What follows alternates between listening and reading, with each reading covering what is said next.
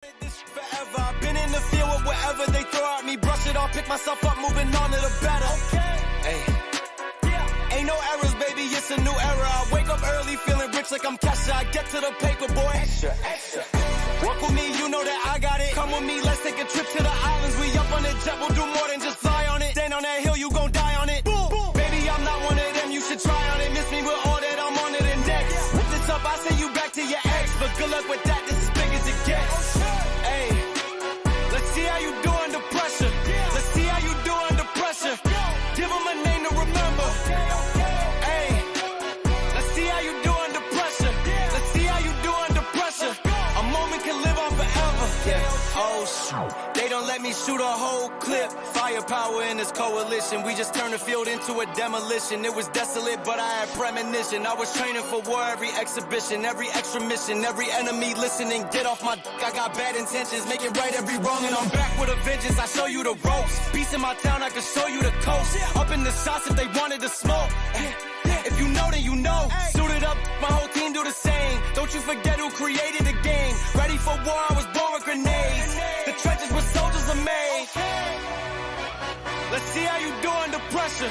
Let's see how you do under pressure. Give them a name to remember. All right. What is good, everybody? It is your girl, Tika Deshawn, right here at All Things Ruthless, home of the Ruthless Addicts. Listen, your girl has this, as you know, I normally don't talk about the conversation that we're going to have tonight, but I felt like, and thankfully this person has allowed me to have this conversation with them, but it was time. She wanted to tell her story. Again, I can't tell anybody's story. They have to tell it for themselves. So what we're going to do, Ruthless Addicts, first of all, thank y'all so much already. I see you guys coming through. Thank you for tapping in, tuning in, kicking it with your girl right here at All Things Ruthless. Again, this is not my story to tell. I ask that the audience please remain respectful. I know we're going to get some trolls in here that's going to, be on that negative side, but I got something for that. So I'm not worried about any of you trolls. We're going to be respectful to this young lady. We're going to allow her to tell her story. Again, thank you to you guys for coming through, kicking it with your girl right here at All Things Ruthless. Before we get started, when this young lady approached me, she said that the lifestyle that she lived reminded her of Ruthless. Now, there are some people that are a part of her life, or that were a part of her life, that reminded her of some of the characters from Ruthless. I'm talking all the way from Daikon to the highest to Elder Mother Marva, Lilo for sure. And we're going to address that. We're definitely going to address that tonight. So with that, you guys, there's also, before we go dive full on in, there's also a couple of cult members or cults that we really don't talk about all the time. Now, we have addressed Carbon Nation. We've talked about them. It was a while back. But there's also another cult leader that goes by the name of Rashad Jamal. And from the news and from what I understand, he's currently under arrest. He's locked up right now. For those of you that are familiar or aren't familiar with this particular guy, he runs a cult by the name of the University of Cosmic Intelligence. Now, you guys, I'll just give you guys this disclaimer. I'm no expert on the cult or any cults that are out there. There are some other YouTube channels that really dive into talking about the cult world, especially Carbon Nation. However, we've watched, just about my entire audience have watched the show of Ruthless. So we know that the things that they say are for sure. They actually happen on this whole compound situation. So this is the guy again, Rashad Jamal, and of course Carbon Nation, Eligio Bishop. You guys know him the leader of carbonation. But the things that these guys have in common is there's a lot of physical abuse, there's a lot of mind control, there's a lot of really just trying to take over people's lives, whether it be taking their money, taking their property, taking things that they own. It's a hard life for a person to live. I don't understand it. And that's why we're going to have this young lady that goes by the name of Ebonique. And she's going to explain to us her experiences with dealing with this whole cult life situation, you guys. So, with that being said, I would like to present to some and introduce to others this beautiful queen by the name of Ebonique, also known as Miss Ely. How are you this evening?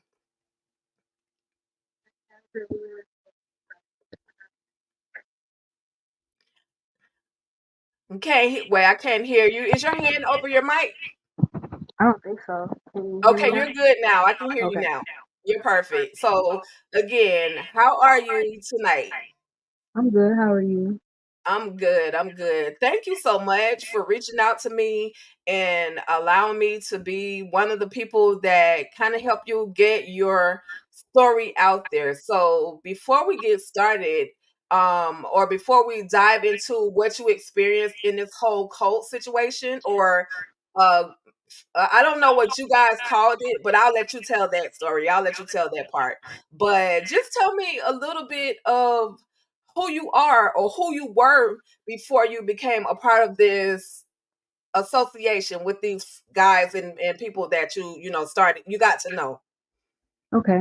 Well, when I before I met all these people, I was a teacher and I had quit my job teaching and was trying to pursue my passion as a boxer. So that was the main thing that I was going after and everything. And at the time I had met a guy online. That's where everything started. It was online through the POF app. Mm, And at the time of me boxing, well, when I was starting everything out, I was talking to the guy, and he was like trying to get me to like trying to convince me to move to get a home because I was trying to finally be out on my own. I had just turned 30 and I'm like, I want a house and everything. So he pushed me to, well, he was giving me stories about he was about to be homeless and, I was feeling bad for him and everything. So I was trying to do everything I could because I was already in the process of finding my own home. And I ended up getting a house in Marietta. I lived in Sandy Springs for like 18 years at that time. mm, So I was trying to move out, finally be on my own, do everything because I was usually helping my mom because she's ill. So once I found the house, moved there, and I was trying to just do everything on my own, but somehow I didn't understand how he pretty much like bum rushed his way into being on the lease. And I I didn't find out till later, like when I had an attorney who was helping me with the landlord of the house, who let me know that he looked into everything and that the guy that I had met online and the landlord knew each other and they set me up to be in that house. So wow. that's the first part of how it started. So when I was in the house and he would be there or whatever, he started like becoming very abusive, like very aggressive, and it was to where I was having bruises all over my body. But I was new to that and didn't really know, like how to step out and didn't want to ask for help because I'm still trying to do everything on my own. So of course I ended up finally calling the police for help, and I was, even though he was out of the home and everything, I was still afraid because, like I said, it was my first time like being out on my own, and the house I got was a 5 bedroom house, so it's like this big house. I'm by myself, don't know what to do, and I started like always hearing noises in the house, which I couldn't understand. I later found out it was because the guy was breaking into the house to intimidate me. Yeah, so I ended up going back online on POF, and it was like 2 months later because I was bored being by myself and just wanted somebody to talk to, and that's how I met the guy who is being portrayed as the highest on the show, and he talked to me for a while, and he used the different like the way that they describe him. like on the show, that's exactly how he looks in real life. I mean, he loves for people to describe him as he looks like Jesus. Like that right there just boosts his ego. He loves hearing it. He calls it him having a Jesus like complex or whatever. So but the picture that he uses on POF is like a way younger picture, so he kind of looks a little nerdy, and he don't really have all the facial hair. But in real life, he has all the facial hair like they had on the show down to the T, to where all the spots where he had the little white, gray hairs in his chin. It's like they described it perfectly, like they knew exactly where it was. So as I'm talking to him, getting to know him or whatever, he asked could he start coming over, and I felt like it was, fine. And he never like tried me or anything like that. It was never where he was like forcing himself upon me. It was more of him always educating me. That's what it seemed like. He was always teaching me something new. It was mainly about like science. And me, I guess you could say I'm a sapiosexual. So having somebody that I could always learn from, that's one of the things that I was attracted to. So while talking to him, he started coming over more, and then the more I got to know him, I started like letting him know about my situation, because he started wondering like why was I afraid to be in the house, because I don't know, it was to the point to where I had insomnia, and it was really bad to where I was never going to sleep because he would always come at night. So then it progressed to him coming over, and he would like stay the night, but he would always stay on the sofa. So like, yeah, that's him right there. So Okay. you know how on the show he's always on a day bed, like that was his Right. in the trailer. That's the type of that's that's kind of like how my sofa was. It was like the L-shaped sofa, and he always wanted to be there. Like he never I had like a whole bunch of bedrooms. He never wanted to be in any of the bedrooms, even if I told him he could have it to himself or whatever. Right. So it went from, him getting to know me or whatever, to him trying to push me back into boxing. So I kept telling him like I didn't have a coach that I knew that I could trust at the time, and I didn't really know where to start. So he suggested that I try out a coach that, he found for me. And I kept telling him, I was afraid to leave the house, like I didn't want to leave. And so he was like, well, you have your own gym, which I did. I don't know if they can see my Instagram, but on there it actually shows the Marietta house.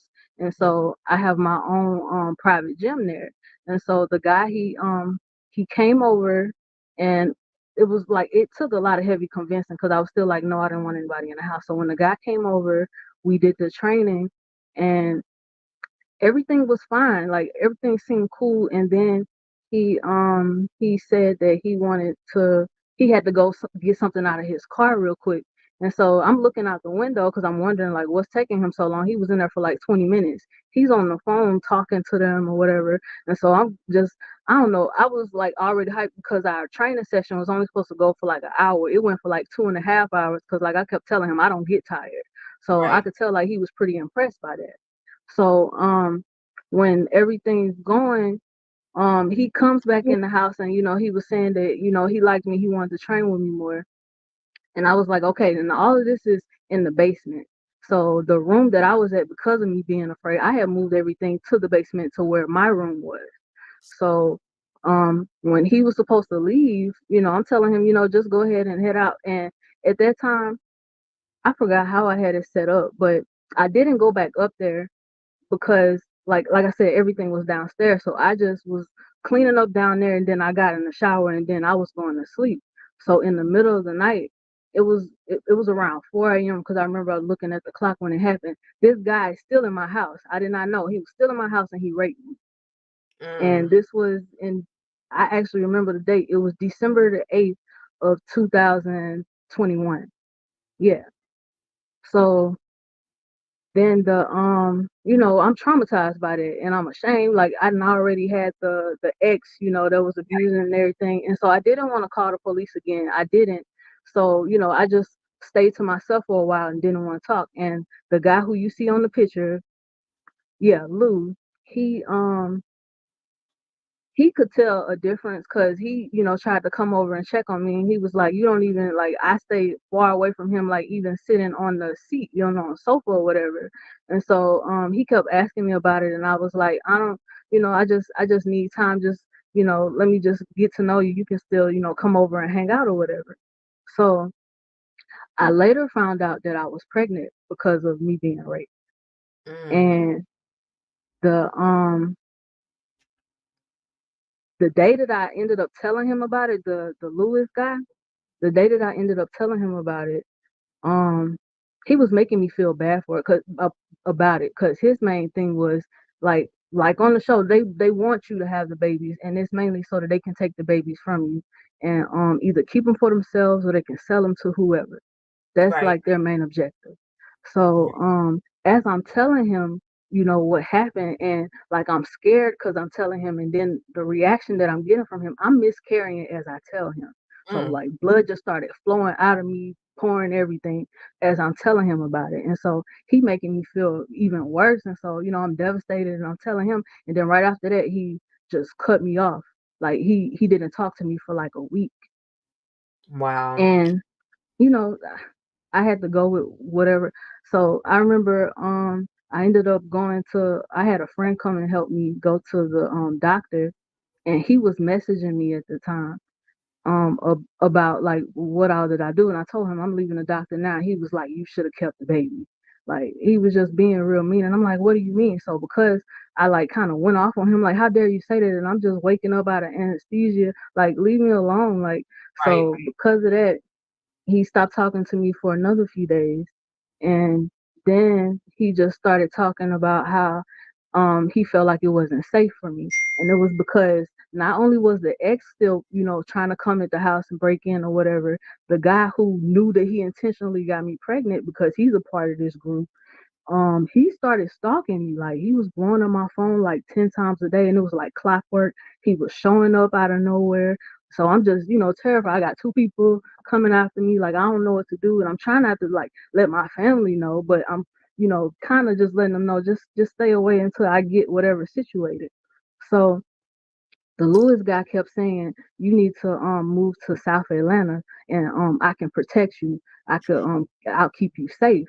And I was telling him like, "No, I don't know anybody in South Atlanta. I don't have any friends or family out there. And I've been in Sandy Springs my whole life. Like I've been out there and in like, Roswell, Alpharetta, Buckhead, that's the area that I know and I'm comfortable with."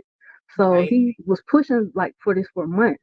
And I kept saying no until he was like, "Well, I have another trainer for you." And I was like, "I'm not dealing with none of your trainers anymore, especially after what I just went through." And he was like, "Well, don't worry, this one is a female." And I was like, "Oh, okay, something different." And then he said it was a black lady at that. So I'm like, "Okay, cool." So I was like, Okay. "I'm not gonna like Hold rush on it." 1 second for me, Ebonique. Okay, Let me address something in the comments right quick. okay. Um, Someone asked, "Who is this man? Was he on the show, Ruthless? I never seen him on the show." Listen, you guys, we're talking to Miss Ebonique L. We are discussing her basically leaving the cult life after going through some traumatic things that she's going to continue to tell us about. We've already heard that she's been we've already heard that she had a miscarriage through dealing with all of this stuff that she was going through. So this is what the conversation is tonight. No, this person is not on the television show of Ruthless. So I don't want you guys to go looking on the shows like I don't see him and I see him and He's on the show though. these people, the reason why she's saying that these people basically emulated what they were doing on Tyler Perry's Ruthless. So this guy right here, Lou or L, he was like the highest. He basically was running the whole situation. So thank you for that question. And I'm gonna let Miss Ebonique continue. So I'm sorry that I had to cut you off, but I wanted to just address that real quick, like. And so you said that he was going to give you a female trainer. Yeah, he said that he was gonna give me a female trainer to start with. And when he when he told me who the lady was or whatever, so I reached out to her. I had found her page on Instagram and I talked to her on there. And I was asking just to make sure that she was legit and everything. And so she's telling me that she's a two-time Olympic gold medalist. Like she's saying, all the right stuff. Come to find out, she tried out for the Olympics twice and never made it. But she was acting like she had made it far and was telling me, "Oh, I can get you this, I can get you that." And so I'm like, okay, well, I'll come, and train and just to, see what it's about. So, then the issue was, how am I gonna get there? Because she was located in East Point. So she's in South Atlanta, like where he's at. So I was like, well, I'm all the way up in Marietta. The house is up here, and if I'm gonna be training with her, I'm gonna have to see her every day. And I don't drive. I've never driven a day in my life, and it's because of a fatal car accident that I died twice in at the age of 6. I've been traumatized since Right. then. So Right. like all the scars that I have on my face or whatever, that's where they're from that car accident. So he kept suggesting that I get an Airbnb. And I was like, I hadn't used Airbnb at that time. And I was like, I don't know if they're gonna have anything that, I would feel comfortable in or that I feel like I can afford. And so he told me to just, give it a try and look around. So it was so weird to me that in that area, like of where her gym was, there were no Airbnbs at all except for one. And it wasn't even a mile away. It was like 3 minutes walking distance. And so when I'm looking at it, I'm like, oh, that's too perfect. Like, and it's right there. So, but to me, I'm thinking, look at God, like he perfectly aligned everything. This is, for me, that's showing that it's meant for me. So, as I'm, you know, I had to get help to move everything out. So I put all my stuff in storage. I ended up, moving out and everything.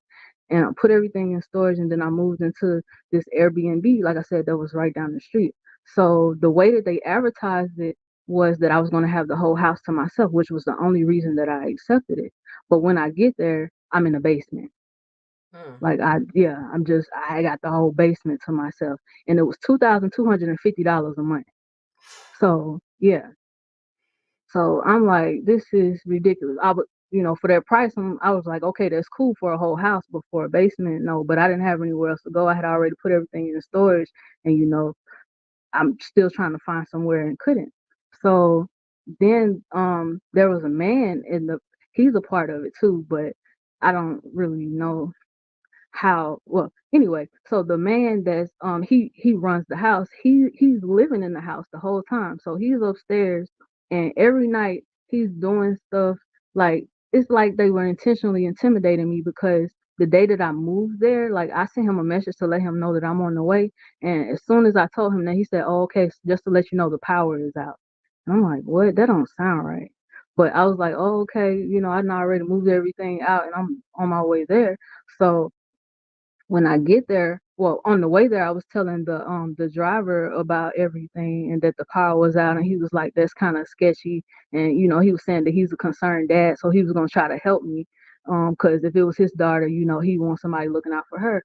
So when we get there, like as soon as my foot hit the ground, the whole house lit up like a Christmas tree. Wow. So I found that to be pretty weird, but I still, was like, okay, let me go ahead and move my belongings in. And it was like that for that day, and then the very next day he turned the power off too. And so that time he couldn't say that the power was out. And when the power went out, he came downstairs and he was just like trying to intimidate me. Because when I introduced myself to him, like I have makeup on now just so that I could look a little older. But usually without my makeup, everybody thinks that I'm a teenager. So he was giving me this look like, oh, okay, you a little kid or whatever. So it was like he was just trying to like bark orders and act like he was running me. I'm gonna give you the rules of this house. And I'm like, whoa, hold on. That wasn't on the Airbnb page. Like I didn't know about any of this. I wouldn't even sign on for any of that. So I'm trying to get out of it the whole Right. time, because he got like these two huge Rottweilers or whatever upstairs that's like stomping. And it's like he had them to where they were directly above my bed every single night. So it was to the point to where I'm training with the lady and I was having sleep deprivation. I had went 17 days straight with no sleep. I was going crazy. So yeah, I was like literally going, like I was crying, just just out because I'm like, I'm stressed out. I just got out of this house, because of my ex and all the people stalking me. I can't sleep. And so the coach at the gym, she was acting like she was concerned and kept saying that she was going to help me find somewhere, but she never did. She was just talking just to, calm me down, saying I'm gonna help you look, but she never did. So I ended up having like an anxiety attack or whatever and had to go to the hospital. And that's what they was telling me, I think it was anxiety or a panic attack or whatever. And so the guy got upset because like the ambulance and everybody had came to his house, and I guess it was like bad attention for him in the neighborhood or whatever. So he was like, "You got to get out." And I was mad because I had been reaching out to Airbnb every single day begging them to help me move to another spot.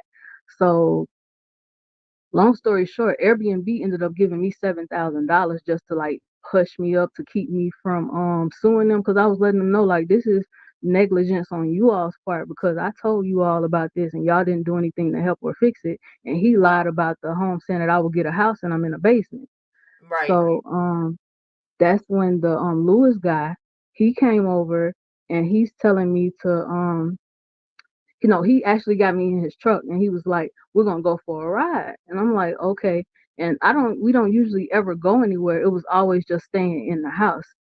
Right. So he's taking me for a ride. He was like, "Well, you're gonna have to leave there. So we're gonna look around and we're gonna look for a hotel." So he taking me to the spot and he telling me like this is his area. So we're over in Creek Point over near the airport. Right. So he was showing me this hotel to go to, and I was like, okay, it was the best one. It was the Courtyard Marriott over on Creek Point. So I ended up going there, and it was okay. I was paying like $5,000 a month though, which was a lot, but I was like, okay, as long as I can, stay here until I find somewhere else. Because at that point, while I was there, I was trying to find a house, and So wait a minute. Wait a minute. Let me ask you. okay. I understand you were okay, and I'm just curious as to where what you were thinking throughout that time. You never Okay. had the thought, to just to go back home, or where was your family No, at the time? I didn't want to go back home, and it was because of like my relationship with my parents at that Mm, time. Like they were just like adding to it. Like everything was worse, and right. it it was very toxic. And I don't. It's not where I'm trying to speak badly about them, but No, it no, no. was more so where if if you're like pretty much, I feel like you're trying to make me watch you die when I'm trying to help you heal and trying to tell you what you need to do to be healthy, and you don't want to listen, and you're just like pretty much forcing me to watch you hurt yourself and all that. I can't. That was really hurting me. So Gotcha. that was that was what I was going through as far as my mom, and then with my dad, it was where me and him, we never had a good relationship, and at that time I had just tried to start back talking to him and everything, and he was trying to like push and force the relationship while I'm trying to get back with him. And it was more so of him trying to like guilt trip me with everything. If I'm like with you and I'm trying to spend time with you, then why do you have you just handing me a phone, not even telling me who's on the phone, and you got people yelling at me saying why you ain't been talking to your daddy and da da da da da, but you're not telling a part of everything you've done to me that's hurt my feelings, or Right. where you haven't been there for this and that, like you've neglected me, you put other women and all that before. So it was things like that that I Okay. was like, I'm just better off on my own. I So understand. that's So yeah, you were going from trying to get away from a toxic family situation, yeah, and you at what point at let me before I ask you at what point you were ready to walk away, because this is a lot. Like this is a yeah, lot for one person to deal with, and I can commend you right now for being able to stand and be able to tell your story. Now you did send me a few images, and I just want to ask you, you told me that this particular guy was like Lilo. We yeah. know That's that legal. Lilo was the trafficker, the drug dealer. Like we know that that was the type of character that That's him. was. So how did this person that we call Ghost, how did he come into play with you and your life and these people that you had, gotten involved with or had connected with in some kind of way? He was in the house, the second house that was after the hotel. So Mm, it was some staff members of the hotel that were like trying to push me to move out, which I was already trying to do, but they were trying to push me to move into this certain house or whatever through this company called Pad Split. And I had never heard of the company before. And when I was telling friends and, other family members about it, no one's ever heard of it. Even other people that I was running into, no one's ever heard of the company. So the only time that I finally said yes to it was um like when push come to shove, I was running out of money. Like I said, I was paying 5,000 a month. That's burning through it. So I was only at that hotel for like nearly 3 months.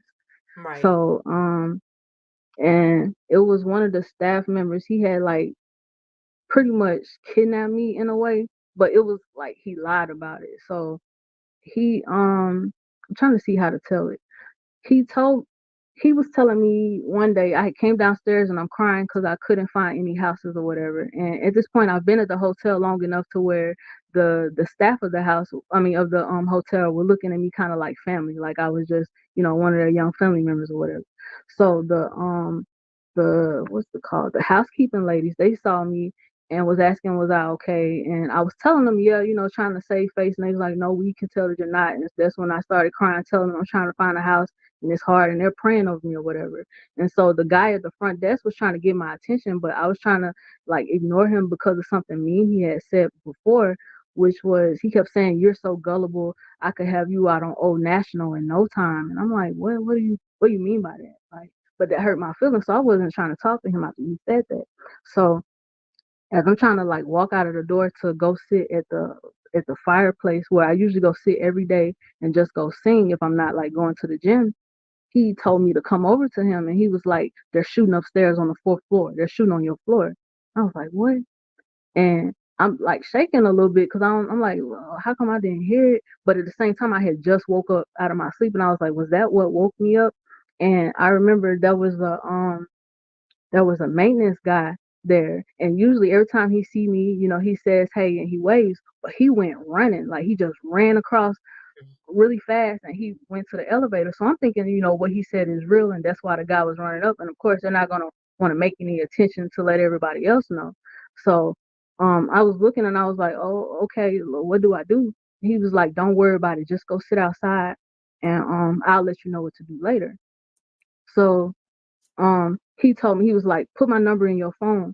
And I was like, okay, thinking that he's trying to help. And he sent me a text and said, my girl, he was like, I'm about no, that's what he said first. He said, I'm about to leave in like 15 minutes. You can come with me. And I was like, I don't know you. He was like, don't worry, my girlfriend is coming to pick me up.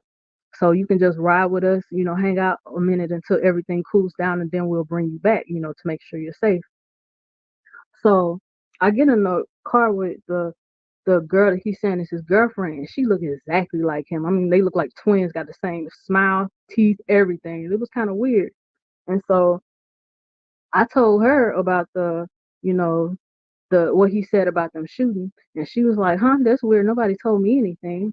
And so then I'm looking like, "Well, what's going on?" So then he gets in the car and he's like, "Yeah, I he was like, "Don't worry about it. They found the gun and they're gonna hold it at the front desk."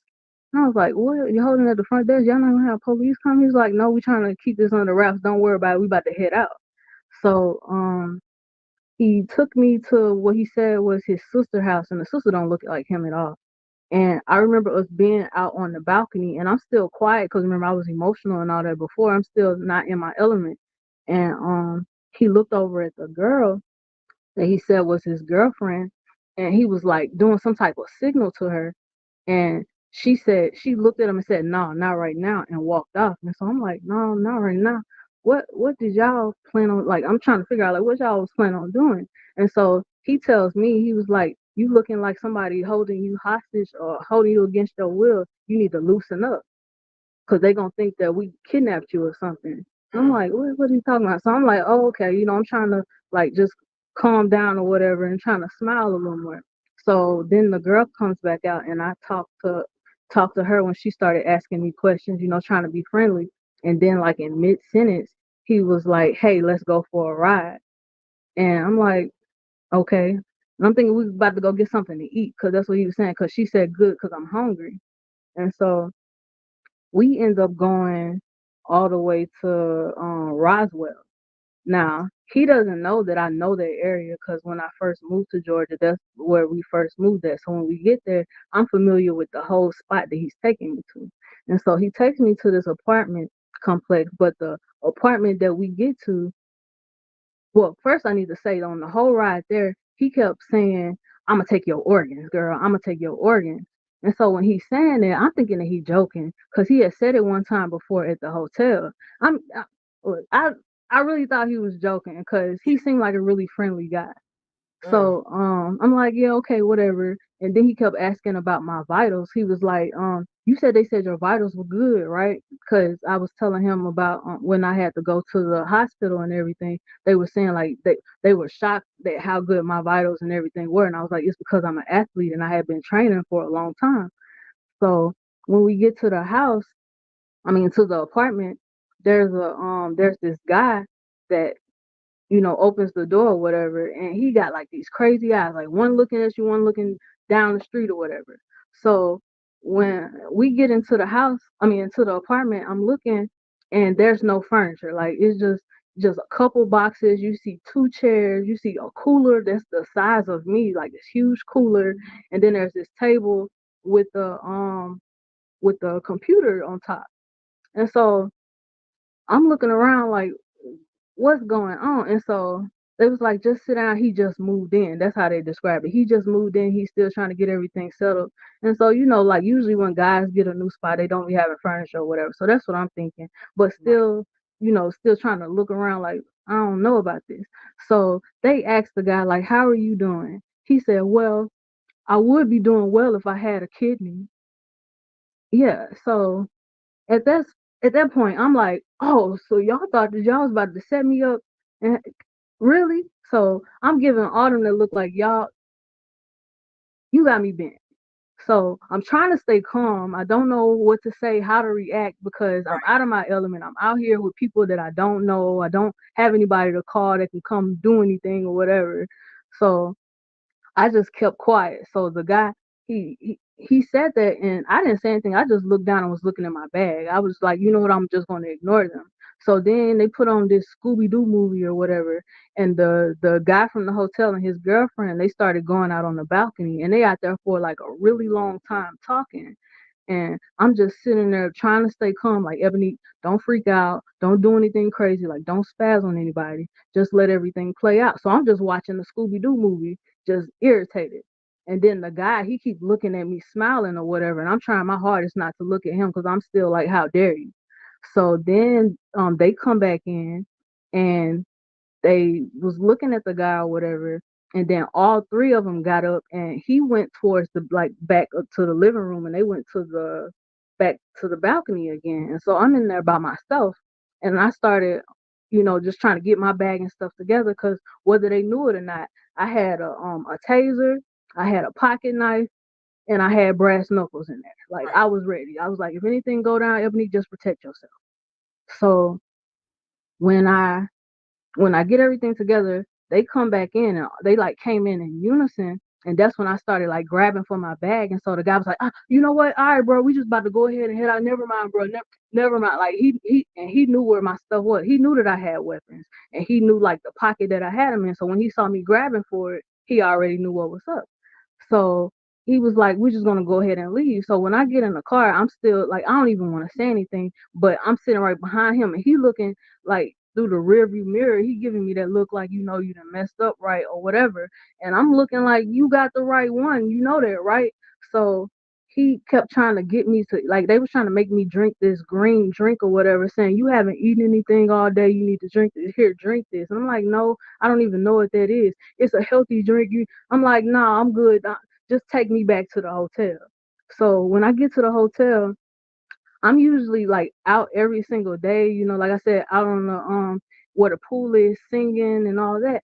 But I just locked myself in the hotel. I wouldn't come out for like a week.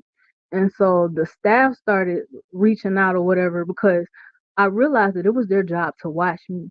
Like there was it was 4 men there, and that's all they did all day. They was, hey, where you at my door, trying to talk to me, follow me. And whenever I needed to leave, like to go training or whatever, or even if I wanted to go down the street, they I have to go with them. Like it was where they wanted me in the van, or they'll give me a ride themselves. They didn't want me taking an Uber or Lyft or anything. They was Wow. pretty much watching my every move. And so I remember asking all of them, like, when did you start working here? And all of them told me that they started 2 days before I got there. And so to me that was weird. I'm like, so were y'all hired here just to watch me? So when that happened, the only person that I felt comfortable talking to was the concierge lady, the overnight lady, because she was the only female there that kept trying to say like she was my big sis or whatever. So she Right. was the one that started pushing. Well, have you heard of pad split? So I was like, no, but I don't want to like rent a room. I've never done roommates before. I'd rather have something by myself.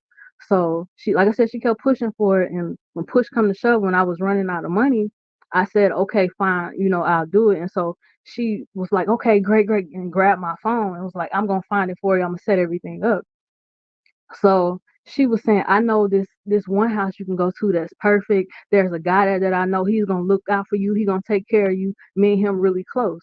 And so I was like, okay, well, let me see what else they have first. Let me see everything else. So I'm looking at all the other houses and everything, and I found something that was way nicer, but she just being adamant about this house.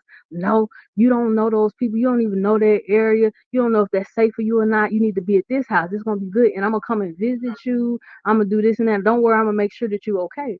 And so I was like, all right, I guess. And when you looking at the prices, like it was only 170 a week, and that's no taxes or whatever. So I was like, oh, okay, that's cheap. I can afford that. That'll be good, for now. And then I was like, whenever I find something, then I can hurry up and move out. So Okay, quick question. Quick yeah, question. How were you, not to be in your financial business, but go how ahead. were you, were you allowed to work, or how were you able to get money to pay for a lot of this stuff that was going on, that you like, all this Airbnb and pad Oh split, yeah, and yeah. for All the of that. hold on one I second. had. Hold on one second for me. Okay. I'm gonna just explain to people what pad split is. So basically, pad split is where you, like she's telling you, you can rent a room. It's a new version or another version of Airbnb, because before Airbnb was just you could only rent the entire house, but now it's where you just rent room per, you can rent per room per room. Almost like an Airbnb type situation, but it's room per room. So I'm sorry to interrupt, but just wanted to let everybody know that may not know, because I learned something new, that there was a pad split actually today when you broke that information down to me. And hello to Daria, as well as Tamika's Den. Thank you guys for tapping in with us. We're here having a ruthless conversation with the queen by the name of Ebonique.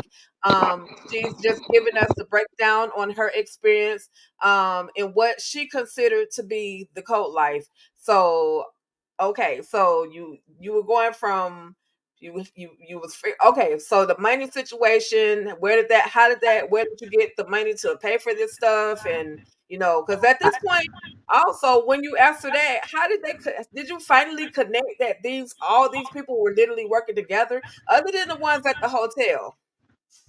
No, because it wasn't where they were talking to each other. And when I would act like I felt it, but then when Right, I would ask about it, no, I don't know that person. I never heard of them. Like they were telling me that they didn't know each other. I don't even know how you met that. Like they were right, just making it seem as though they were just doing whatever they were doing and didn't have yeah, anything to do with the other person. it, and it all boils down to the guy that I told you about that was the abusive ex from the very beginning. He's a right. part of all this as well.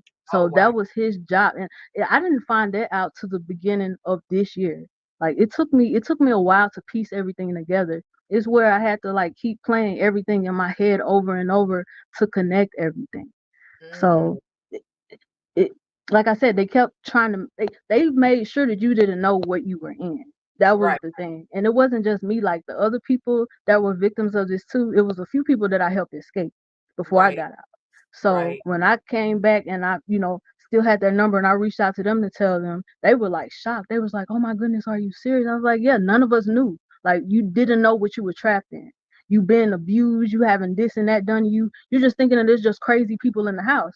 But no, this is what you pretty much signed up for, but didn't know that you were being signed up for it." Right. So with the money situation that you were asking, I was the queen of lawsuits. So I had already had a pending lawsuit against my job that I had won. So it was a settlement from there. And remember I said Airbnb had gave me a settlement. Right. And it was something else that I had got money from. I'm trying to remember. Oh, it was what had to do with the with my ex. They were compensating me for that as well. So I Gotcha. had that coming as well. And so Gotcha. because of everything, because I, s- I was suffering from PTSD a little bit from what he did. So I was in therapy and everything talking about that. And so because of that, they were able to put me on disability, even though Mm, I already wasn't working. So I was getting money from that as well. I understand. So Understand. when when the lady was telling me that she wanted to, move me into the house, I was still like, I can't be at this hotel anymore. I don't feel safe with that. So I ended up moving but it was only for like 4 or 5 days. I went to a hotel that was across the street, which was a lot better. It was a lot nicer or whatever. But she kept coming over there saying that she was checking on me, wanting to hang out or whatever. And I'm thinking like she just trying to be big sis, like she said she was just looking at me, caring for me. No, she was watching me to make sure that everything would be ready for, me going to the house. And I remember on the last day when I was supposed to be going to the house, I didn't want to go. I was, scared or whatever because I'm Right. like, here I go having to move again to a whole area and I'm not knowing what to expect. I'm not gonna know the people. I already had all these bad experiences. I don't want to go through it again. So the guy Lewis, he was reaching out to me and you need to go ahead and do it. You need to rip off the band-aid. You won't know if it's good or not until you give it a try and all that. And so I'm like, I don't. He was like, well, I was telling him I don't want to move forward with it. He said, go ahead and do it, and I'll come and I'll check on you, to make sure everything's smooth once you, get in and once you get settled. So when I'm looking at when they give you when they say that your book, I posted that on Instagram. When they say that your book, they show you the people that's supposed to be in the house with you. Mm, Now you were asking about the ghost guy. right. He was one of the people that they had listed as being a part of the house. Oh wow. But and he was in the room right next to me. Yeah. And when you see this house, it's 9 bedrooms, right? But Mm-hmm. it's not a 9 bedroom house. They've turned the garage, which is where they had me at, into 2 rooms. So you don't get any AC, you don't have any heat, the vents, you are only getting cigarette smoke. Like it was crazy. And then the other room that they moved me into, which was the room that they had the other girl, and I do want to point out that her middle name was Ruth. Oh And wow. she was in the position of Ruth in the show. And Wow. she was the main one that I was like, I got to get her out of here because they were coming for her hard. Like everybody in the house was attacking her. And I mean, she had got help. Like she ended up leaving out and she had got this guy that she met or whatever to help her. And he was helping her get a car so that she can get her stuff together and be able to leave on her own. They went out, keyed her car, slashed her tires. Like they were doing everything they could to her. And then the lady that was like in Marva's position would be throwing urine at her, bleach, TV. She was throwing stuff down the stairs at her, always trying to fight her, beat her up over anything. It was crazy. So when um when I got her out, it was pretty much they had me replace her. So I was in her position. So then I became the target. And when you're the target, they isolate you. Right. Yeah. Right. So oh yeah, and I'm just everything going that's through. in I'm just going through the images so that way people can kind of get a visual as to the situation and everything that you kind of dealt with. I remember you telling me that this boxing equipment and all of that, yeah, they punching took all bags my and all that boxing stuff belongs to equipment. you. Yeah. Okay. So looking at the pictures, they took all my boxing equipment, and it was the Daikon guy. He was the one who was luring me because when I made it into the garage spot, like I'm looking at this and I'm like, this is not what I signed up for. So I had been in the room for days crying or whatever, and the wall was so thin that the ghost guy, he could hear everything. So he kept feeling bad or whatever. And plus he kept trying to force me to have sex with him. That was the main thing. And then everybody in the house was trying to make me have sex with him and everybody else too. Like that was their, and I mean, like it was forms of intimidation. If you don't do this or that, I'm gonna beat your ass. Da, da, da. Like they Right. were really like, or then the Marvel girl's talking about she got machetes and she'll do this and that to people, and that she been running, and that her family is Mason and Eastern Stars and they help her get away with everything. So what she says goes and things like that. So I'm still just like, what am I trapped in? So I hadn't met now the Daikon guy, he's in the house next door.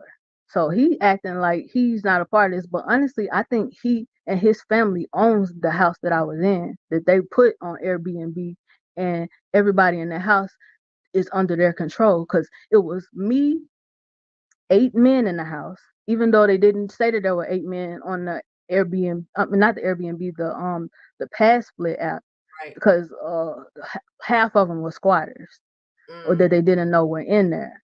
right. And then it was the two females, which was the young girl that I told you about, and it was the Marva girl. Right. And for the longest, I didn't see them, so I was thinking that it was just me in the house as a female. And it took probably like 3 weeks before I started seeing them pop out. And when the Marva lady popped out, she only popped out to cuss everybody out, threaten and throw, fight and do. That's all she. Anytime she stepped out, that's what she was doing, intimidating and beating people up. It was never her coming out, hey, how you doing, being nice. It was always full aggression, like that was her job, just to instill fear in everybody. So when um when all this is going on, the ghost guy kept trying to act like he was trying to help me, and I'm telling him I don't want to talk to nobody. And with the men, I kept telling him like, if you're not Michael B. Jordan, don't talk to me. Like I'm not even looking at none of y'all like that. Like Right. seriously. So Right. he he he knew about my passion for boxing because I the bag that I had, it always said a Southpaw Beast, like the pink bag that I always carried that had all my boxing stuff in it. So he was like, "Oh, you like the box? You know, the guy in the house next door, he has his own punching bag in there." And I was like, "Yeah, okay, whatever. I don't care." So he kept trying to like advise that, but I couldn't do it. And then for some reason, every time from where I was, the only reason I had really accepted that house was because it said that it was only 15 minutes away from the gym that I had been training at all this time. Right. But for some reason, when I would use the app, it would start like not working. So it'll just go blank. And I wasn't understanding that. Oh, yeah, we have to talk about that. The stuff that Yeah. they posted. I I mean, that had they that were happen downloading too. on my laptop. Right. So wait a minute now. So Okay, so go ahead. so I'm sorry. they're controlling. They literally are.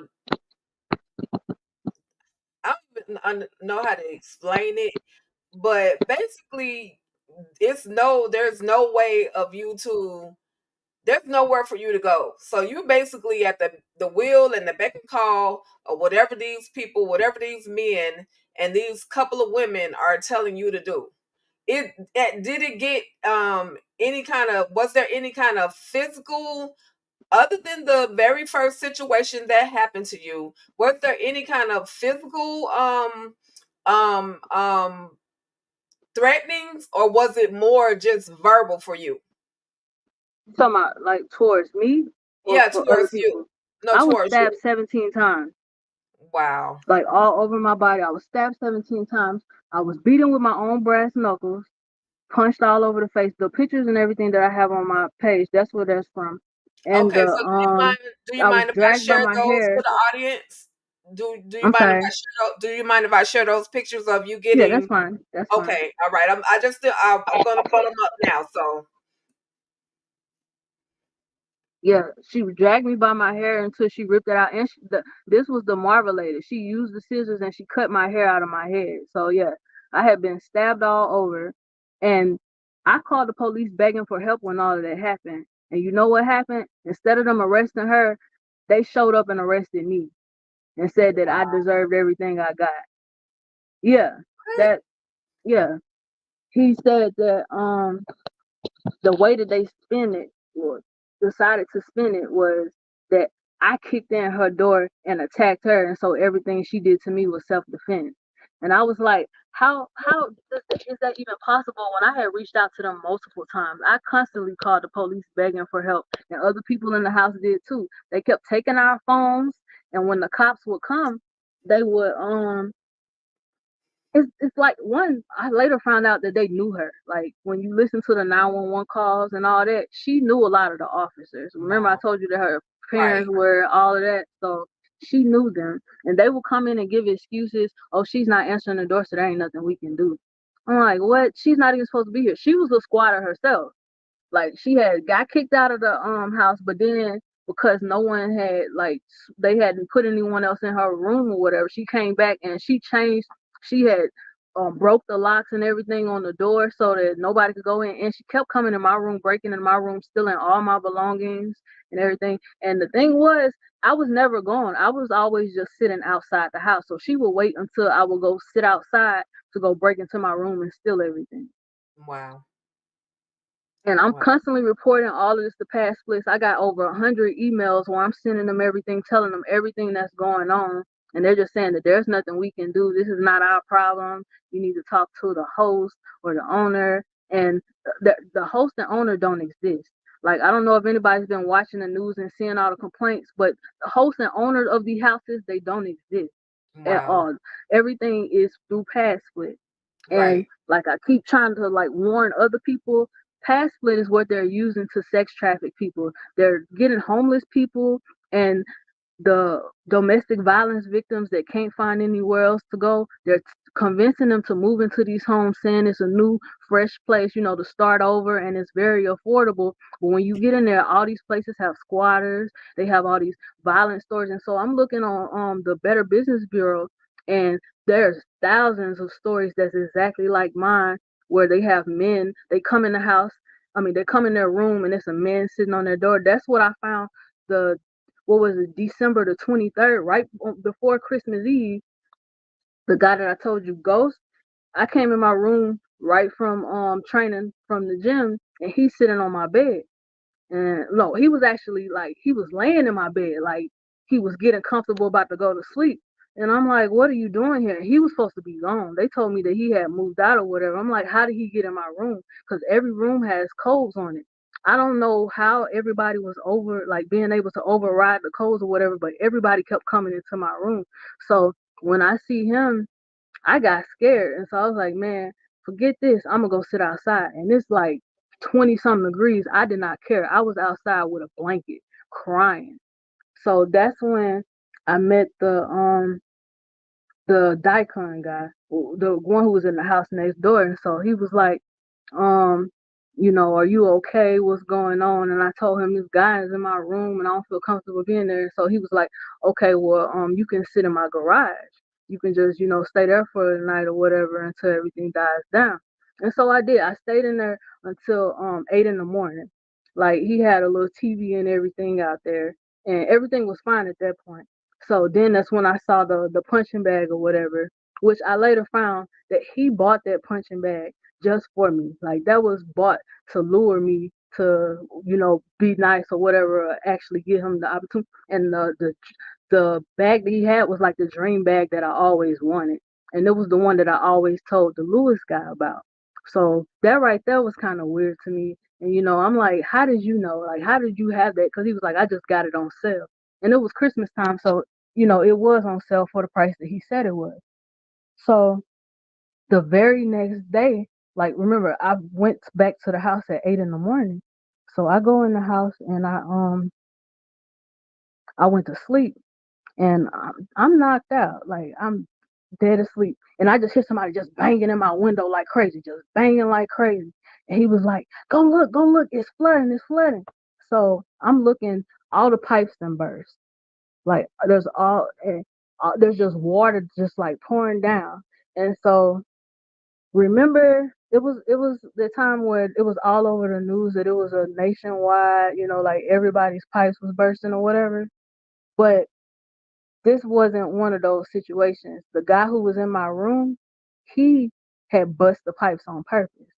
And me and the girl that I told you whose middle name is Ruth, we found like the wrench or whatever that he used, because when he did it, he dropped it and he dropped his cell phone and ran. So we found the cell phone and the wrench that he used to do that. But I I was still in shock or whatever. So all the water that's flowing, all of it is coming directly into my room, and my room flooded over 8 inches high. Like it was going really bad. And so I'm asking the guys that's coming to the house, that's in the house or whatever, can you help me? Because I'm still trying to get out, because I had, excuse me, I slipped and fell twice in the water, from it pouring or whatever. And so I'm trying to get, I'm like, can you grab me? And they're just looking at me and they smile and then they walk away. Like it looked like they was a part of it, like they planned. So they just all go back upstairs to their room or whatever. And I'm like, what's going on? So I'm reaching out to Pass Split and Pass Split didn't say anything at all. They didn't reach out until like around 10 o'clock. And this happened, it had to be at like 12. I don't know, because after I got out, because I ended up having to, who was it? I ended up having to go to the Daikon guy, whatchamacallit, his garage again, just to, get out of there. So that's when I was calling them, and they didn't reach out to hours later to me, but they didn't reach out responding to what I said. They was like, "Hey, your house is flooded, and we wanted to know if you knew anything about it." I was like, "What do you mean? I reached out to you all hours ago, and y'all still haven't said anything."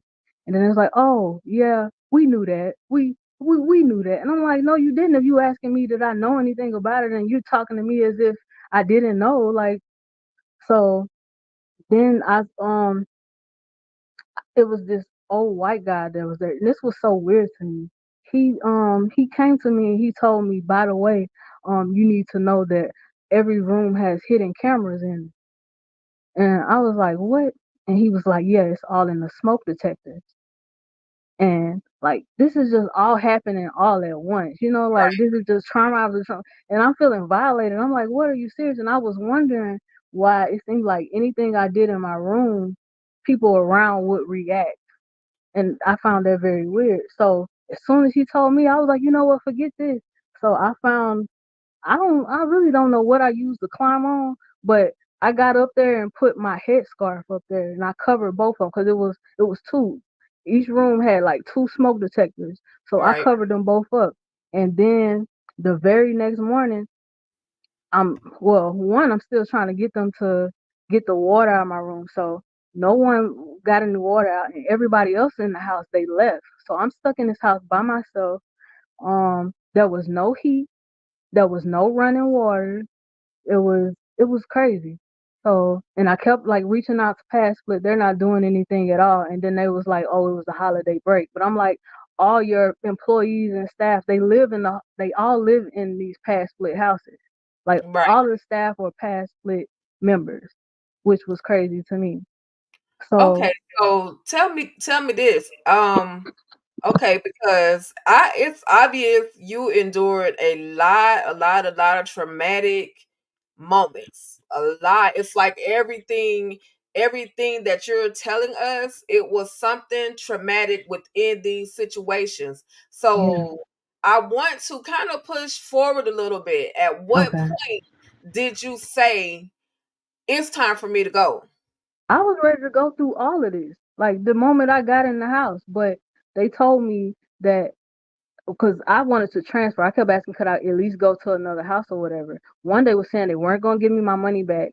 Two, they said if I transfer, they was going to charge me even more. And I'm like, what? I only had enough for this. And the amount they was trying to charge me was like double to move. And I'm like, just to move into another one? That's crazy. Right. So I was like, okay, I'm stuck with this. And that's why, um, while I was there, I started like trying to reach out to friends or whatever for help. But it was like later it was after all the Christmas stuff. Like, and that was the thing too that I want to be noted. All the traumatizing stuff that you're talking about, Right. they made sure that they only did that on holidays. Because their main thing was one, not only to break me, but they wanted to make sure that I didn't want to celebrate holidays because that was the Louis the highest guy. Right. That was his main objective because the religion that they keep like they tried to fake portray, and I could tell that it's not really them. They were acting like they were Muslim, but Wow. I'm like, but the way that y'all are acting, I don't think that's how Muslims are. Like it was just weird. But Right. like I said, it was more so them worshiping him. And so like on the show how he wears all white all the time. Right. In real life, he was wearing all black. It was like the same clothes, but it was always all black. So do you think they watched the show Ruthless and then they had in their mind to No, just your opinion. It was there was like this way before no. Ruthless even What came I out. believe is that show is made based off them because they're located near Tyler Perry Studios. All this that I'm telling you is near Tyler Perry Studio. So Right. I believe that someone went back and told Tyler Perry everything, and he based the characters off of them. Because when I tell you, he described these people down to a T, and I'm not talking about like how they look. I'm talking about the mannerisms, how they Right. act, how they think, everything, every single person that was in the show. And then the even crazier part was as stuff would go on, it would happen in the show. And I was like, is he watching? Since I knew then that the cameras were in there, I'm like, is he watching all these cameras and using the show like based off what he just saw this week? So it was a lot of things like It was just when I was too many similarities of what was going on the show as opposed to what was going on in the in real different life. situations in real life that you were in and people you were There's a around. lot of examples. So Wow. well, one, we could start off with the just how Ruth got there. Mhm. Remember, she was running away from her ex. They made it seem like it was from drugs or whatever, and she had a child. I remember I was supposed to be carrying a child, but it was I had the miscarriage or whatever, and so that was their main thing. They try to bring in women that already have children, but they try to aim for women who had children that they don't want. Cause Mm. the girl that was younger than me that I told you whose middle name is Ruth, she Right. had 4 kids, and she was only 22, 23, had 4 kids, and that she did not want those kids. Like Wow. it was, it was just and I felt bad for her, but Right. I didn't like ask to go into detail on who the fathers were and all of that. But it was the guys that were there, Okay. and they would be taking like she would be passed out. That was the thing too. They were drugging us. They was drugging us through what was it? Mine with me because I kept saying no to everything. They was doing it through the food, and they were doing it through with me it was sports drinks Mm. because that was the only thing that I was willing to accept at the time. And then once I realized it, then that's when I was just like, nah, you know what, I'm good. I'd rather starve. Like you got me bent. I'm not about to be taking this, especially when I'm passing out and waking up and not knowing how I got there. But the girl, she'd be like passed out on the bed and her kids and they're screaming, crying or whatever. And then all these guys or whatever come and take her kids and they take them to the rooms. And I'm like, are those even your kids? Like, does she even know? And I can't do anything, but I'm still trying to like wake her up, check and see if she okay. If the door is unlocked, if I can get in there. But Right. it was weird. Then I didn't get to tell the story, the part about the how they got my stuff out of the storage. So when I was talking to the Daikon guy and he trying to act like he understands my situation and he wants to help after seeing everything that's going on, not knowing that he's orchestrating it all the whole time, he was like, "Well, I know that you love boxing and you seem really homesick and everything. So why don't I help you get your boxing stuff out of storage and you can put it in my garage?" So I'm thinking, oh, that's really sweet. Thank you. So he takes me out to Marietta to go get my stuff out of storage. And in those pictures that you see right there, that Right. you can see the box and all the pink stuff, the gloves that they got on and all that. They have all my gym equipment in there. So Wow. he let me go like a whole week of being able to use it and there's no problem. Then after that, it was like I have to do what he say. I have to do whatever he wants me to do, and if I don't, then my punishment is I can't touch my own stuff. I can't be around my own belongings. So they was using that to control me or whatever. So I was like, I'd be damned if I'm gonna let somebody use my passion. The only reason why I feel like I was living, the only thing that I love against me for control. So I was like, you know what, forget it. I don't want to box at all. So the whole time there, I wouldn't touch nothing. I didn't want to, box or anything. So you know how on the show they kept trying to force the roof girl to like fight? Remember the tally girl, they had her beat her Yep. up and all that? They kept trying to force me to fight the madam lady in there. And they kept bringing other women in, like in other rooms, but Right. I was doing my best to make sure none of them stayed. So when they got there or when they would put in the app that someone was coming, I would leave a note to let them know, hey, this is not where you want to be, trying to like warn them. And so all of them, they were able to go because of that. Like I forewarned them, like this is not what you want to deal with. So because of that, I think they started realizing they got mad, and so of course they coming at me even more. And that's when they moved me into this room that's on the other side of the house, but it's the only room that's over there. That's the one that was like the storage room, which I later realized was the target room because that's where they had the girl who was the Ruth character, the one with the middle name Ruth. That's where they had her at when they was doing everything to her. Then once they got me over there, that's when everything was just like non-stop at me, guns blazing. Right. So I remember like you pretty much said, it was a lot of traumatic things that went on. Uh, but it was, I'm sorry, it was my when the Daikon guy was telling me that he was trying to make me go to Jamaica with him, and he just kept like always hinting. He started talking in the Jamaican accent nonstop and all of that. And he started like having these men that were like fresh off the boat, like just came from Jamaica, that were Jamaican men. And it felt like he was like auctioning me with them, like having me stand on the wall and I'm supposed to sing and let them hear me and all this other stuff. Now, I'm not, oh, I'm just gonna say with that part, that's when I started calling my ex fiance and all the guys that I could think of that I knew would come, to help. And so I'm telling them, help me, I'm trapped in this, letting them know what's going on. And they were down for it. They was like, okay, where you at? We'll come and get you, or whatever.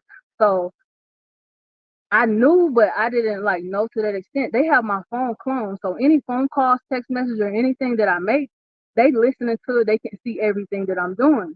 So Corey would have, or the Daikon guy will Right. have a whole bunch of guys show up with guns. So everybody standing outside with guns. They had the machetes and everything, and they was like, "We ready."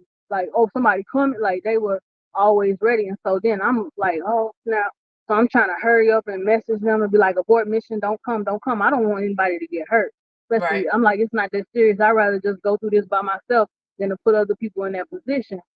But I do want to say, I remember you was like, when did I say enough is enough? You don't know how many times I tried to escape.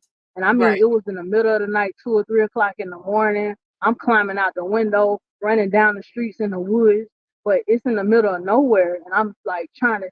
So the first 3 times I tried to escape, it was cops following me. And I'm like, where did they come from? And like I said, I would sit outside all day for like 8 to 10 hours. And I'm like, I never seen any cops ever come through here. So why is it that as soon as I step foot outside in the middle of the night, they're coming out and they following me? Like, and I mean for hours. They following me until I finally give up. Because one, I don't know where I'm at. Remember I told you the Uber and Lyft app don't work. It Right. will go completely blank. Right. So I just give up and I'll be like, okay, well, I'm going to turn around. And I also want to point out that there was a sheriff that lives down the street, and the Daikon guy was the one who pointed his house out to me. Remember how there's a sheriff in the show? He Right. pointed the sheriff out to me and was like, "Oh yeah, that's the sheriff's house." But I guess he already knew that it was gonna click in my head. Ooh, that's the person I'm gonna go to for help. He was like, "But I'm gonna let you know now. He retired. He ain't a sheriff no more. So don't be thinking about going to him." But the even crazier part was the house that was directly across from his house. It would be Right. 18 wheelers coming out there in the middle of the night, late at night, and I was like, "Oh, I know that's where they bringing all the girls in." So it it was weird because okay, with the cops, like I said, they only came 3 times, and after that, he started like having the men.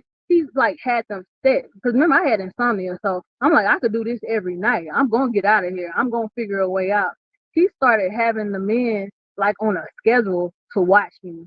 So um like one would be outside of the house right there at my window, like their car would be parked right there, Right. and then there would be one who's parked in the back at the back door. So no, that's actually where the ghost car would be at. He would have it parked right there across so that if anything happened, he would see it. And then he would have other people, like two guys upstairs looking out the window, and then there would be one on the side always sitting in his car smoking. So, when I noticed that, I'm like, okay, well, I'm about to give these guys a run for their money. Cause I'm about to walk around for 2 or 3 hours and they gonna have to stay up all night, watching me or whatever. Wow. I mean, I I understand. did. It's like you had to take drastic measures. You had to do whatever you Sorry, could I to, can't hear anything. keep I'm yourself cleaning the house. I'm sorry. safe. What'd you say? I'm sorry. I said, no, I understand you were just doing whatever you could do to kind of keep yourself safe until you could, Yeah. get out of the situation. What up? I am LS. Thank you for tapping in.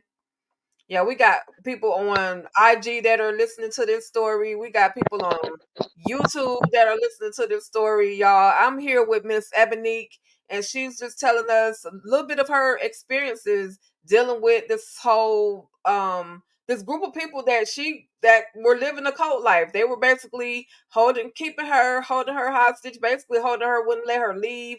They were doing essays, different things to her, threatening her, like literally threatening her livelihood, her life.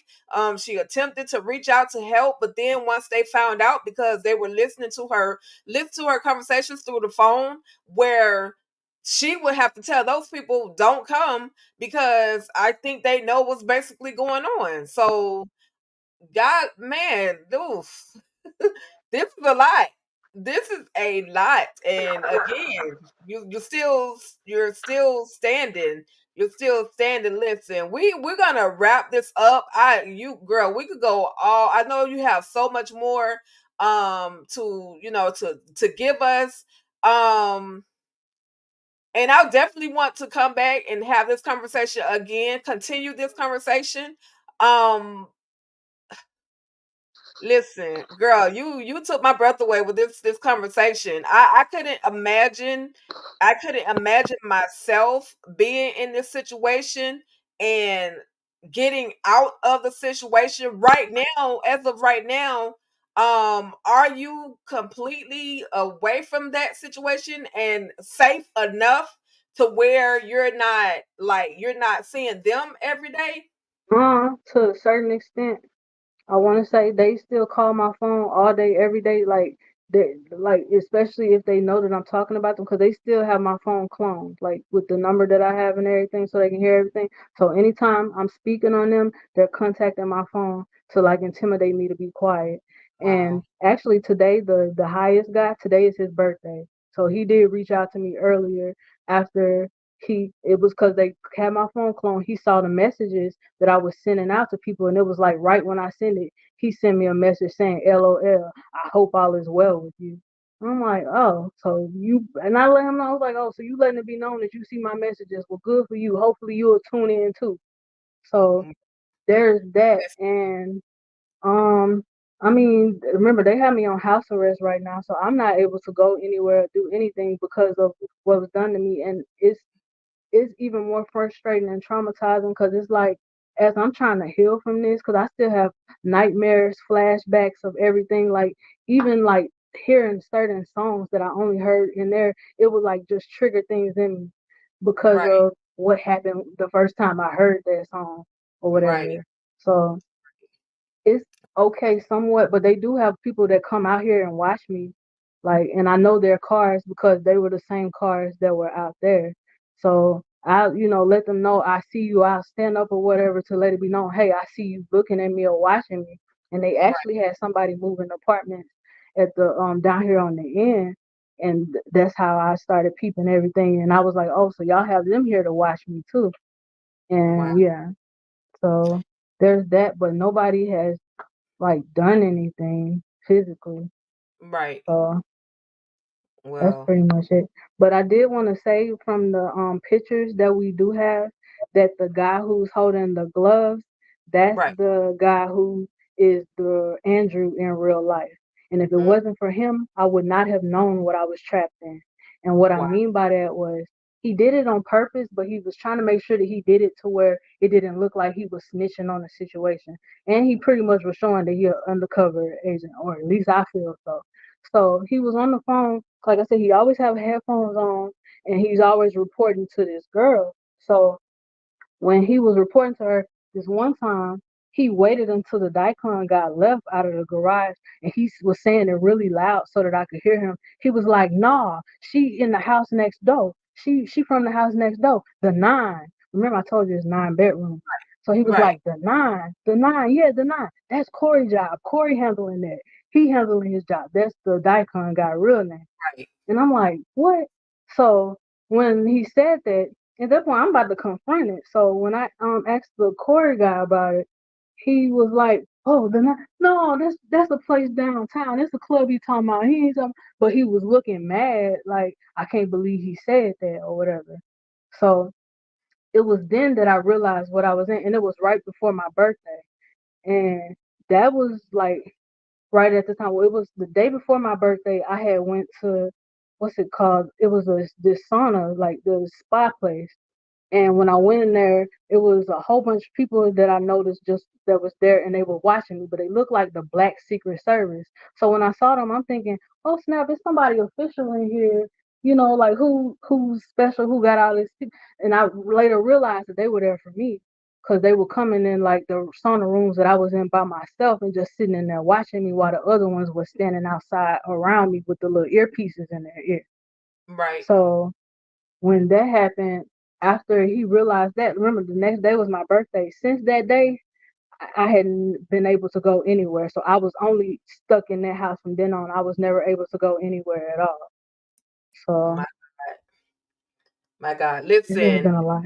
listen. You guys, somebody in the comments asking, is this real? I This is from her experiences, and I'm gonna be the last person to say that she's not telling the truth. Things like this truly happen. I'm gonna show you guys real quick like a clip of, what did they call him, nature boy from let me just give y'all a clip of this stuff really truly happening. So y'all stay tuned, and we're gonna still be on the screen, but the ish sound real to me, Lona. It sounds real to me. Yeah. So just hold on. I'm gonna show everybody a clip real quick. Toes and suck on my toes. And you can say it's abuse, but please leave. Now, many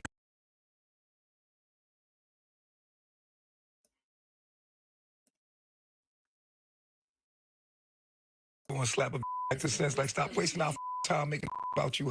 This about me. Rub my legs and my toes and suck on my toes. And you can say it's abuse, but please leave. Now, many that bad. You're just not. I'm being all the way honest with you. And gonna bag on you the way I'm doing. I ain't gonna take care of you like you gonna work at Walmart. You gonna be some late night or you might get a relationship with a broke, but ain't nobody about to bag on you. You not that bad, Malia.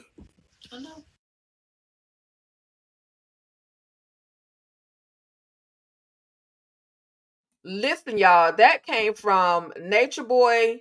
He was definitely something else. So if do y'all really think that Nature Boy and the Carbonation was the only cult out there? Based on research, there are over 10,000 cults in the world right now, and a lot of them are right here in the state of Georgia. Atlanta is a hot spot. Macon, Georgia is a hot spot for cults, for sex trafficking, for all of this stuff that this lady, Miss Ebonique, is right here talking about. This stuff is real, you guys. And we're gonna wrap this. We're really gonna wrap this up because time is going by. I absolutely appreciate you, Ebonique, for coming through and having this conversation with me. Is there a final thought? I first of all, I just want to say, Yeah, from one woman to another, I'm sincerely praying for you. I'm praying for your thank safety. I'm praying that there is no hurt, harm, or danger that will come to you ever again. I'm praying that those people that have been doing all of this dirt are arrested, locked up, and thrown thank under you. the jail, because this is egregious. This is ridiculous for someone to think that they have the right, the authority over someone else's mind, body, and soul to try to control them. And that's literally what they are doing. So I'm seriously I'm grateful that you were able to get away. I'm just praying that you can get Yeah, to a even safer space in your life, that you're not dealing with this, that you're not kind of afraid of stepping out your door. You don't know if they're watching you or they tapping and listening on your phone conversations. I am sincerely praying for you. Do you have any final thoughts? And we'll wrap this thing up. Any final thoughts? Any last words that you would like to give on this conversation? And Lana says that she was definitely glad that you were able to get away. thank you. Yeah. The only thing I really just want to warn everybody, not just women, because they go for teenagers too.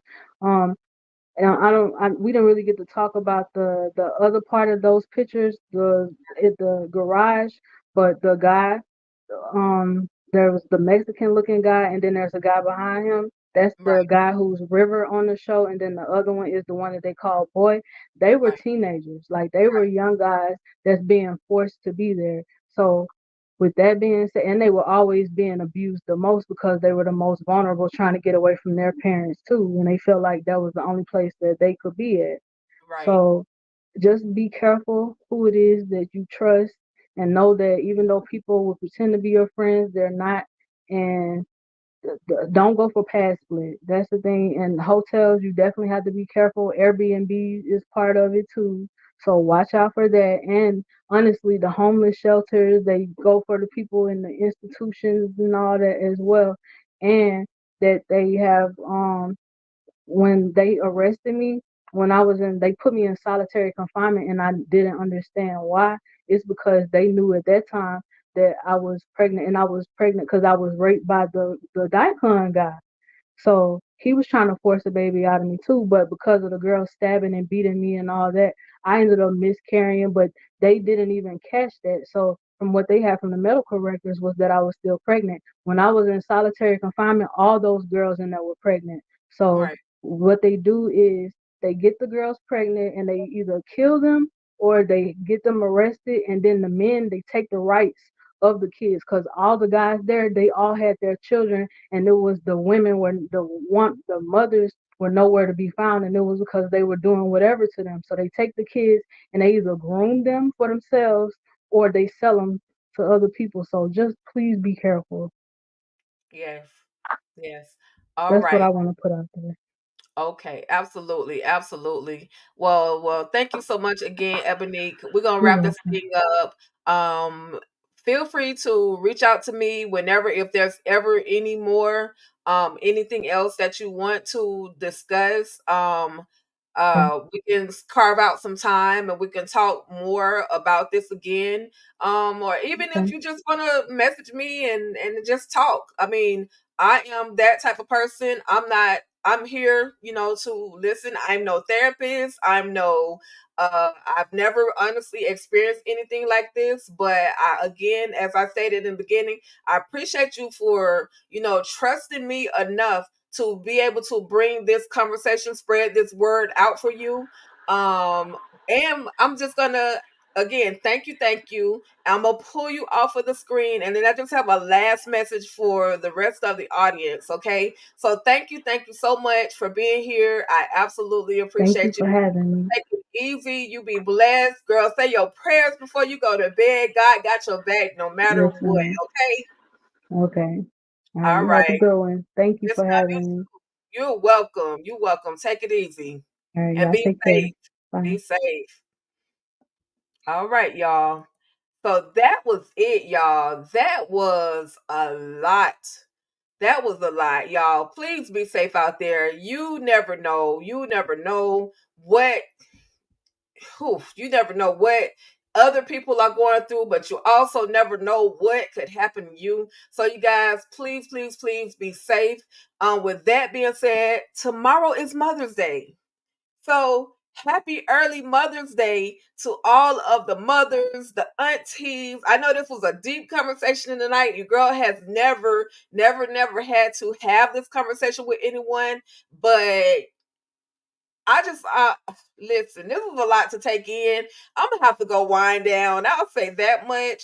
I can only imagine what she has to go through. So again, all of that being said, happy Mother's Day to the beautiful women out there, the beautiful aunties, the beautiful cousins that are stand-ins for mothers. Thank you, thank you. I pray that you all have an amazing Mother's Day. With that being said, I just want to thank everybody for coming through. Shout out to my new moderator. Y'all go follow TK the Brat. Thank you for handling it and holding it down over here. I appreciate you. Shout out to Jazzy Bree. Thank you for coming through. Shout out to Daria. Shout out to Mika's Den. Shout out to DeMarcus.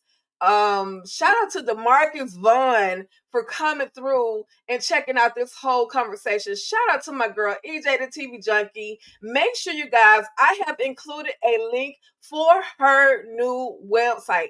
Make sure you guys click on that new website. I believe it's her Strictly Opinionated website. Click that link, click that link, click that link. Go shop. It's Mother's Day. Go find something to send to your mama from her website, y'all. If your mama is not with you, may she rest in peace, love and blessings. But I know you got an auntie, a sister, a cousin, a friend that stands in as a mama out there that you can provide or send something to. Head over to Strictly Opinionated. Again, the link is definitely in the description right here on YouTube. And thank you, Lana. Thank you for tapping in. Thank you for tapping in. And shout out to IG. Thank you guys all over there on IG. I am LS. Thank you so much, sir, for tapping in. I saw you. Shout out to Avante for tapping in. Kizzy, everybody. Thank y'all for coming through. Your girl gotta go unwind. This was a lot. I gotta go decompress. I really gotta go decompress. But thank you all so much again for tapping in, coming through, kicking it with us. We absolutely appreciate you guys. Y'all have a blessed and amazing night and an amazing Mother's Day, okay? All right, y'all. I'm out of here.